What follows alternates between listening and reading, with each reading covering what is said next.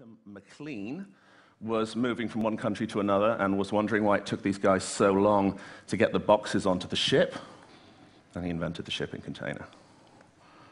George de Mistral, this is not bugs all over a Birkenstock, was walking with his dog in a field and got covered in burrs, sort of little prickly things, and from that came Velcro.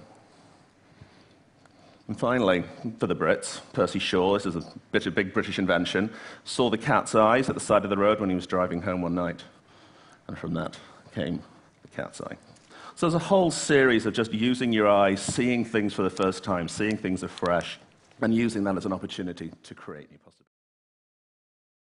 The idea of the way that people cobble together solutions in our life and the things we kind of do in our environment that are somewhat subconscious but have huge potential is something that we look at a lot. We wrote a book recently, I think you might have received it, called Thoughtless Acts, and it's been all about these kind of thoughtless things that people do which have huge intention and huge opportunity. Why do we all follow the line in the street? This is a picture in a Japanese subway. People consciously follow things even though why, we don't know. Why do we line up the square milk carton with the square fence? Because we kind of have to. We're just compelled to. We don't know why, but we do. Why do we wrap the tea bag string around the cup handle? Again, we're sort of using the world around us to create our own design solutions. And we're always saying to our clients, you should look at this stuff. This stuff is really important. This stuff is really vital. This is people designing their own experiences. You can draw from this.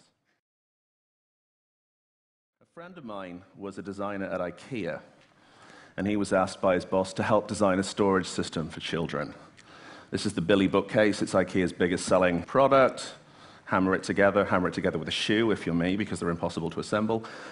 But big selling bookcase, how do we replicate this for children?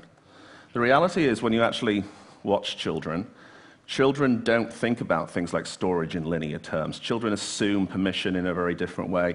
Children live on things, they live under things, they live around things, and so that their spatial relationship and their thinking around storage is totally different. So the first thing you have to do, this is Graham, the designer, is sort of put yourself in their shoes, and so here he is, sitting under the table. So what came out of this?